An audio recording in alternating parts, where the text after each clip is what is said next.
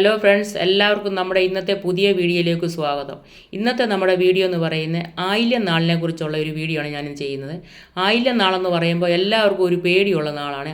ആയില്യം നാളെന്ന് പറയുമ്പോൾ പിന്നെ ആയില്യം എന്ന് പറയുമ്പോൾ ഏതാണ്ട് വലിയ ദോഷം പോലുള്ള എന്തോ ഒരു പേടിപ്പെടുത്തുന്ന ഒരു നാളിനെ പോലാണ് എല്ലാവരും കരുതിയിരിക്കുന്നത്. പക്ഷേങ്കിൽ അതിനെക്കുറിച്ചാണ് നമ്മൾ ഇന്നൊരു വീഡിയോ ഞാൻ ചെയ്യുന്നത്. ജ്യോതിഷത്തിൽ ദേവഗണം, അസുരഗണം, മനുഷ്യഗണം എന്നിങ്ങനെ 3 ഗണങ്ങളുണ്ട്. അതിൽ ആയില്യ നക്ഷത്രം അസുരഗണത്തിൽപ്പെട്ട നക്ഷത്രമാണ്. അസുരഗണത്തിൽപ്പെട്ടവർ പൊതുവെ സ്വന്തം നിലപാടുകൾ തുറന്നു പറയുന്നവരും നല്ല ഇച്ഛാശക്തി ഉള്ളവരും അവരുടെ ജീവിതത്തിൽ വിജയിക്കാൻ വേണ്ടി കഠിനമായി പ്രയത്നിക്കുന്നവരുമാണ്. അതുപോലെ തന്നെ ഏറ്റവും കൂടുതൽ തെറ്റിദ്ധരിക്കപ്പെടുന്ന ഒരു നാളാണ് ആയില്യം നാൾ. ആയില്യം ശരിക്കും ദോഷമുണ്ട് എന്നൊക്കെയുള്ളൊരു തെറ്റായ ധാരണകളാണ് ഇതിൻ്റെയൊക്കെ പിന്നിൽ. 27 നക്ഷത്രങ്ങളിൽ 9ാമത്തെ നക്ഷത്രമാണ് ആയില്യം. കർക്കടകൻ രാശിയിലാണ് ആയില്യംകാർ ജനിക്കുന്നത്. ആയില്യം നക്ഷത്രത്തിൻ്റെ ജനനം ബുധദശയിലാണ്. അതുപോലെ തന്നെ അപ്പോൾ ആയില്യം നക്ഷത്രത്തിൻ്റെ അധിപൻ ബുധനാണ്. കർക്കടകൻ രാശിയുടെ അധിപൻ ചന്ദ്രനാണ്. ആയില്യം നക്ഷത്രത്തിൻ്റെ അതിദേവത സർപ്പങ്ങളാണ്. ഈ നക്ഷത്രത്തെ ഭരിക്കുന്നത് ബുധനാണ്. ബുധൻ എന്തെന്ന് വെച്ചാൽ ബുദ്ധിയുടെയും സംസാരത്തിൻ്റെയും അറിവിൻ്റെയും പഠനത്തിൻ്റെയും ഒക്കെ അധിപനാണ് ഈ ബുധനെന്ന് പറയുന്നത്. 27 നക്ഷത്രങ്ങളിൽ വെച്ച് ഏറ്റവും ബുദ്ധിശാലികളും എന്തിനേയും ആഴത്തിൽ ചിന്തിക്കാനും വിശകലനം ചെയ്യാനുള്ള കഴിവ് തന്നെ ഈ ആയില്യംകാർക്കുണ്ട്. ഇതെല്ലാം ബുധൻ്റെ ഒരു സ്വാധീനം കൊണ്ടുള്ളതാണ് കേട്ടോ. ആയതിനാൽ അവർക്ക് ഒരു കാര്യം കേട്ടാൽ അതിൻ്റെ മറുവശം പെട്ടെന്ന് ചിന്തിച്ച് മനസ്സിലാക്കാനും ഒക്കെ ഉള്ള ഒരു പ്രത്യേക കഴിവ് തന്നെ ഈ ആയില്യംകാർക്കുണ്ട്. അതുപോലെ തന്നെ മറ്റുള്ളവരുടെ മനസ്സിലിരിപ്പ് പെട്ടെന്ന് മനസ്സിലാക്കാനുള്ള ഒരു പ്രത്യേക കഴിവ് ഇവർക്കുണ്ട്. മറ്റുള്ളവരുടെ കള്ളങ്ങളൊക്കെ ഉണ്ടെന്നുണ്ടെങ്കിൽ പെട്ടെന്ന് അവർ മനസ്സിലാക്കും. ഇവർക്ക് അതിനൊക്കെ ഒരു പ്രത്യേക കഴിവ് ഉണ്ടെന്ന് തന്നെ നമുക്ക് പറയാം. ഇവരെ അങ്ങനെ ആർക്കും ഒന്നും പെട്ടെന്ന് കബളിപ്പിക്കാനൊന്നും പെട്ടെന്ന് കഴിയില്ല. അതുപോലെ തന്നെ ഇവരുടെ കണ്ണുകൾക്ക് ഒരു അതിതീക്ഷ്ണമായ ഒരു ആകർഷണ ശക്തിയുണ്ട്. ഇവർക്ക് ബുധൻ്റെ സ്വാധീനം കാരണം വളരെ സ്മാർട്ടായിട്ട് അവരെല്ലാവരോടും നല്ല സ്മാർട്ടായിട്ട് സംസാരിക്കുന്ന ഒരു സ്വഭാവവും, ഇവർക്ക് ഒരു കാര്യങ്ങളും വളച്ചു കെട്ടില്ലാതെ സംസാരിക്കാനൊന്നും അവർക്ക് അങ്ങനെ അറിയത്തില്ല. ഉള്ള കാര്യം അവർ ഉള്ളതുപോലെ തുറന്ന് സംസാരിക്കുന്നവരാണ്.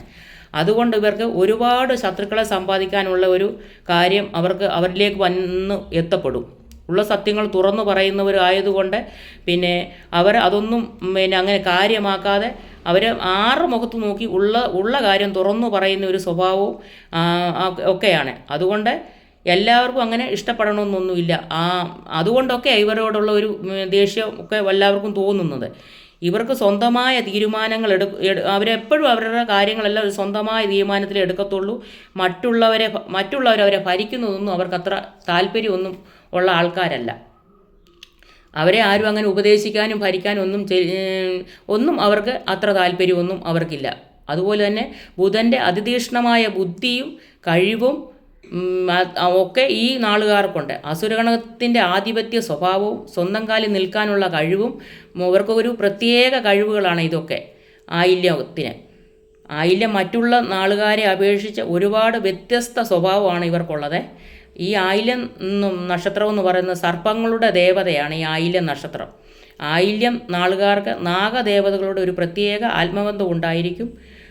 അവർക്ക് നാഗങ്ങളുടെ പ്രിയപ്പെട്ട നക്ഷത്രമാണ്. ഈ നാഗങ്ങളുടെ പ്രിയപ്പെട്ട നക്ഷത്രമാണല്ലോ ആയില്യം നാളുകാർ നാഗങ്ങളെ ഉപാസിച്ചാൽ ഇവർക്ക് സാമ്പത്തികപരമായി നല്ല ഉയർച്ചയും കുടുംബത്തിൽ നല്ല അനുഗ്രഹവും ഒക്കെ ഉണ്ടാവും. പിന്നെ പറയാൻ പോകുന്നത് എല്ലാ ആയില്യം നക്ഷത്രക്കാരും ഒരുപോലെയല്ല. ഈ ആയില്യം നാളുകാർക്ക് തന്നെ പല പല സ്വഭാവങ്ങളിലായിട്ട് കാണപ്പെടുന്നുണ്ട്. കാര്യം ആയില്യം നക്ഷത്രത്തെ 4 പാദങ്ങളായി തിരിച്ചിട്ടുണ്ട്. 1-ാം പാദം, 2-ാം പാദം, 3-ാം പാദം, 4-ാം പാദം എന്നിങ്ങനെ 4 പാദങ്ങളായി തിരിച്ചിട്ടുണ്ട്. അതുകൊണ്ട് ഈ 4 പാദം ഉള്ള സ്വഭാവങ്ങളും 4 പാദത്തിലും വ്യത്യസ്ത സ്വഭാവങ്ങളൊക്കെ വരും. അതാ പറയുന്നത്, ചിലർ പറയുമല്ലോ ഞങ്ങൾക്കാണെങ്കിൽ ദോഷമാണ്, ഞങ്ങൾക്കൊരു ഗുണവും ഉണ്ടാകുന്നില്ല, ഞങ്ങൾക്ക് ഉയർച്ച ഉണ്ടാകുന്നില്ലെന്ന് ചില ആയില്യം നാളുകാർ പറയുന്നതായിട്ട് ഇങ്ങനെ കേട്ടിട്ടുണ്ട്. അതാ പറയുന്നത് 4 പാദത്തിലാണ് ഇത് ജനിക്കുന്നത് കൊണ്ട് വ്യത്യസ്തമായിട്ടുള്ള അനുഭവങ്ങളും ഗുണങ്ങളും ഒക്കെ അവർക്കുണ്ടാകുന്നത്. അതിൽ ഓരോ പാദത്തിലും ജനിക്കുന്നവർ തമ്മിൽ ഒരുപാട്, ഞാൻ അതുകൊണ്ടാണ് പറഞ്ഞ് ഓരോ പാദത്തിലും ജനിക്കുന്നവർ തമ്മിൽ ഒരുപാട് വ്യത്യാസങ്ങൾ ഉണ്ടാകുന്നത്. ഇവരാണെന്നുണ്ടെങ്കിൽ അതീവ ബുദ്ധിശാലികളും അസാമാന്യമായി കാര്യങ്ങൾ മുൻകൂട്ടി അറിയാനുള്ള ഒരു പ്രത്യേക കഴിവും ഇവർക്കൊക്കെ ഉണ്ട്. ഇവരിലുള്ള ഒരു പ്രധാന ദോഷമെന്ന് പറയുന്നത്, നമുക്ക് ആ ദോഷങ്ങൾ എന്തൊക്കെയാണെന്ന് നോക്കാം. ഇവർക്ക് ഒന്നാമത്തെ കാര്യം എന്ന് വെച്ചാൽ വെട്ടി തുറന്നൊരു സംസാരം. ഇവരുടെ സത്യസന്ധത കാരണം എല്ലാം ഇവരങ്ങ് വെട്ടി തുറന്ന് പറയുന്ന ഒരു സ്വഭാവം ഇവർക്കുണ്ട്. അത് മാറ്റണം ഇവർ. അല്ലെങ്കിൽ പിന്നെ അത് മാറ്റിയില്ലെന്നുണ്ടെങ്കിൽ അവർക്ക് ഒരുപാട് ദോഷങ്ങളുണ്ടാകും. പിന്നെ രണ്ടാമതുള്ളത് ക്ഷമക്കുറവ്. ക്ഷമയെന്ന് പറയുന്ന ഒരു കാര്യം ഇവർക്കില്ല. ക്ഷമയോട് സംസാരിക്കാൻ നമ്മൾ പഠിക്കുക. ഇവരെ സ്നേഹിച്ചാലാണെങ്കിൽ ഇവർ ജീവന് തുല്യം സ്നേഹിക്കുന്ന ഈ ആയില നാളുകാരെന്ന് പറയുന്നത്. അതുപോലെ തന്നെ ഇവർക്ക് അമിതമായ സംശയം വരിക. അമിതമായ സംശയം എല്ലാവരെയും എല്ലാ കാര്യങ്ങൾക്കും ഇവർ സംശയത്തോട് ഒരു സംശയദൃഷ്ടിയോടെ ഇവർ നോക്കത്തുള്ളൂ. അങ്ങനെ ഒരു സ്വഭാവം ഇവർക്കുണ്ട്. ഇത് പിന്നീട് അവർക്ക് മാനസികമായി അവരെ പല കാര്യങ്ങളും തളർത്തുന്നുണ്ട്. അതുപോലെ തന്നെ അമിതമായ വികാര പ്രകടനങ്ങൾ ഇവർക്കുണ്ട്. പെട്ടെന്ന് ദേഷ്യം വരിക, അതുപോലെ സങ്കടങ്ങൾ വരിക, പെട്ടെന്ന് പൊട്ടിത്തെറിക്കുക. ഇവയൊക്കെ അവർ നിയന്ത്രിച്ചു പോകണം. അല്ലാത്ത പക്ഷം ഇവർക്ക് ഒരുപാട് കുടുംബ ബന്ധങ്ങളിലുമൊക്കെ ഒരുപാട് ദോഷങ്ങളൊക്കെ സംഭവിക്കാൻ ഇടവരും. ഈ നാളുകാരാണെന്നുണ്ടെങ്കിൽ നാഗങ്ങളെ ആരാധിക്കുന്നത് കൊണ്ട് അവരുടെ ജീവിതത്തിൽ വളരെ ഉയർച്ചകളും നേട്ടങ്ങളും ഒക്കെ ഉണ്ടാകാൻ പറ്റും. പിന്നെ ബുധപ്രീതികരമായ കാര്യങ്ങൾ ചെയ്യുക, ബുധപ്രീതിക്കായി കൃഷ്ണഭഗവാനെ ഭജിക്കുക. ഇങ്ങനെയൊക്കെ ചെയ്തു കഴിഞ്ഞാൽ ഇവർക്ക് ഒരുപാട് ഗുണങ്ങളുണ്ടാകും.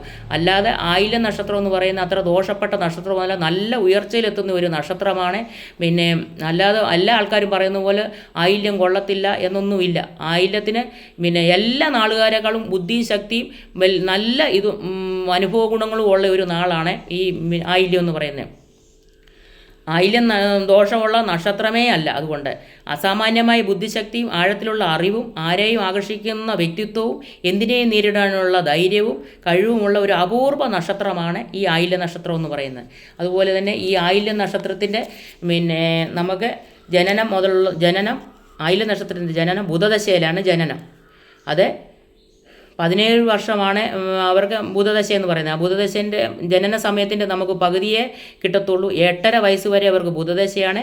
ബുധദശ കഴിയുമ്പോൾ അവർക്ക് കേതു തുടങ്ങുന്നു. 15 വയസ്സ് വരെ കേതു കൊണ്ട് 15 വയസ്സ് കഴിയുമ്പോൾ അവർക്ക് ശുക്രദശ ആരംഭിക്കുന്നു.